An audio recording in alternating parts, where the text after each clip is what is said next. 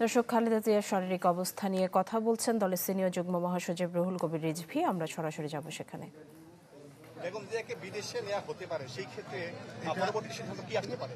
ওনার চিকিৎসা, ওনার স্বাস্থ্যের এই মুহূর্তে তার কোন পর্যায়ে, এগুলো সমস্ত কিছু মানে পর্যালোচনা করে যারা চিকিৎসক রয়েছেন তারা আপনাদের কাছে আপডেট জানাবেন।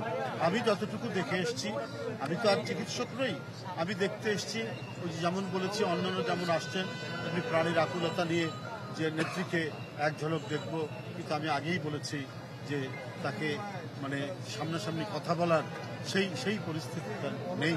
আমরা কাছের ভেতর দিয়ে বাইরে